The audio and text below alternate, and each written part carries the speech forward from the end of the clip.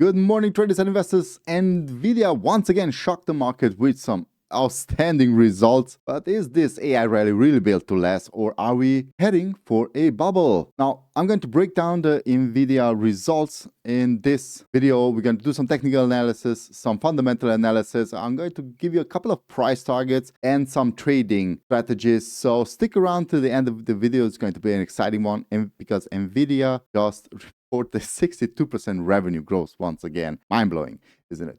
So I'm Norbert Menhardt. This is Wealth Dawn. I build and protect wealth. Let's get started with the video. Like and subscribe, please.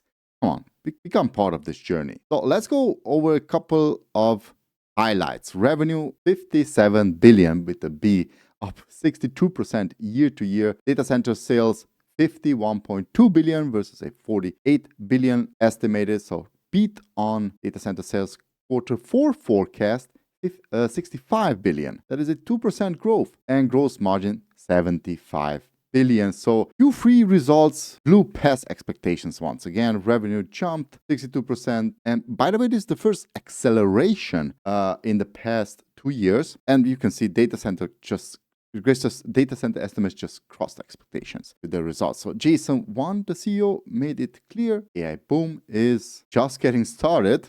That's a quote from him. Now, what did the market say? Well, they reacted pretty good. After the earnings, before the earnings, stock actually sold off. It was selling off from the start of November, as you can see down here, starting to sell off, hit the 50-day moving average, came down underneath the 50-day moving average. And actually, yesterday is where I closed one of my call positions, sold the call against a long-term. I'm going to show you later on in the options play that, but you could also just buy shares, sell shares. Don't worry about it. I'm going to cover you all. Regular stock buyers and sellers and options players also. And after that, after the report, the stock rallied nearly 5%. Actually, now in the after hours is 5.53%, sitting there at $196 a share, almost 197. You can see that purple line there. That's where my call was at 200. Closed it as soon as because I had actually the Friday expiration date on that call, so I couldn't risk anymore. Risk assessment, really, really important. But NVIDIA's business is getting concentrated also. That is one of my concerns. You remember this Bloomberg circle of death, everybody knows everybody, OpenAI 50 billion, buying for NVIDIA investing in OpenAI, then they're buying for AMD, and then they're going to CoreWeave, and Microsoft actually owns OpenAI, and once again, Intel, I don't know what they're doing. Oracle jumped, fell down once again. What a cluster. You know what this is? We need to be careful here. NVIDIA, don't get me wrong, great company, but they just added 22 billion in market cap. Well, not everyone's concerned. Some analysts warn of this circular financing and over reliance on a few big customers because, well, kind of in this. We don't know exactly who the customers are. We know that supposedly Oracle is buying from them, Meta is buying from them. Actually, they said it. Meta is buying from them. Tesla is buying from them. There are a couple of companies they are buying from them, and they're making up 61% of the sales. So if those companies stop buying from them, and this is not including China, okay? China could still step in and start buying from them, so we could add more to the circle. Even then, more customers are better for this story. Now let's jump into some technical analysis here. This is a one-year chart. We are currently sitting on, after earnings, at $196.91 a share, so $196. Pre-market, the market is not yet open, and NVIDIA is not at its all-time highs. That could change. The evaluations are not that far-fetched if everything holds up, because they are holding strong here above the 20-day moving average. The 50, the 100-day, and the 200-day moving averages are all nicely aligned one under another. We have superb resistance in the 150, 130 era range, which is actually support. So we have super support here from its prior all-time highs and consolidation period from the October 2024 till then a little bit of sell-offs in 2025.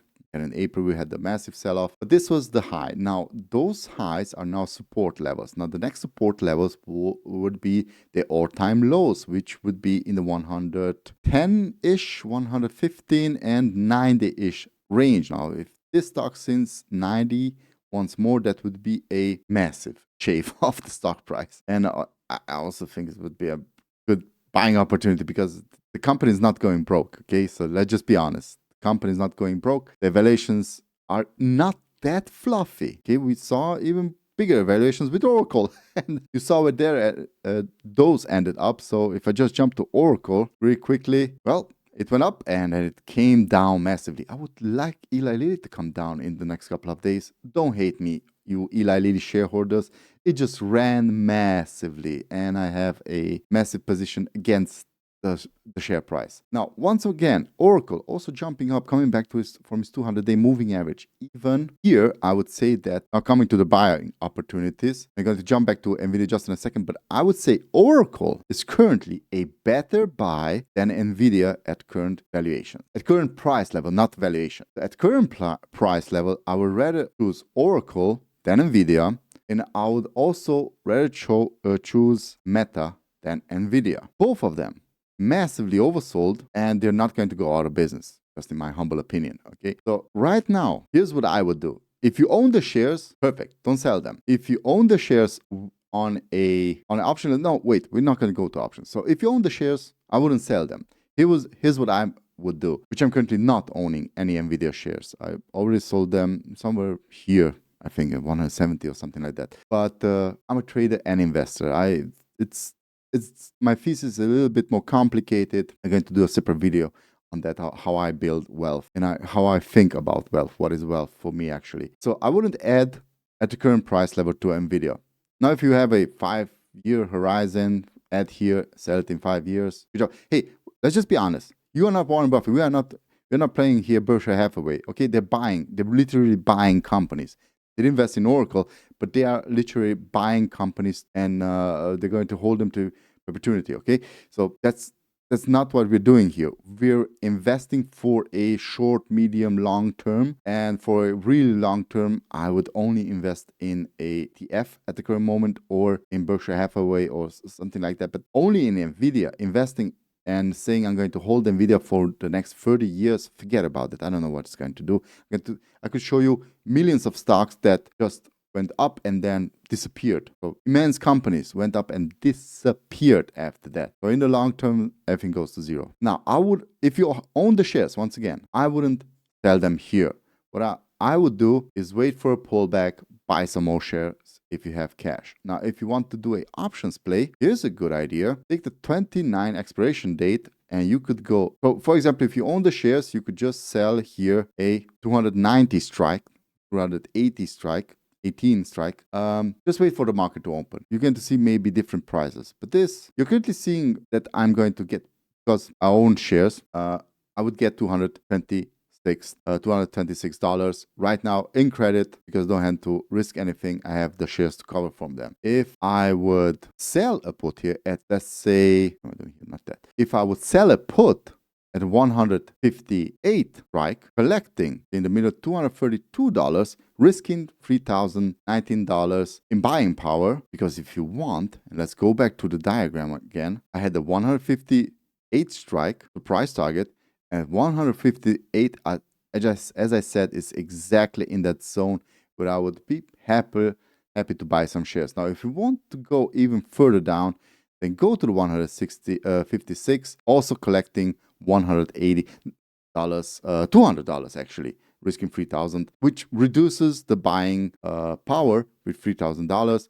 but also reduces the amount you would then pay, because if you're going to be assigned, then you're going to pay $15,398 then to buy 100 shares of NVIDIA. So I would say this is a perfect setup for NVIDIA, for even you don't own any kind of NVIDIA shares. One Strangle outside of one standard deviation, risk $2,089 to get $428 in 29 days. This is really tempting actually. So let me hear what you think about NVIDIA. It's going to go up, down, sideways. Sideways would be best for a Strangle here, Strangle play.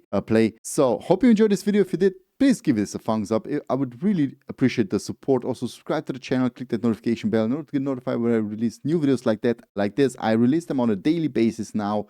Also going to do again a before the bell edition. I'm Norbert Reinhardt, and I build and protect wealth right here at Wealth Down. Catch you next time. Bye-bye.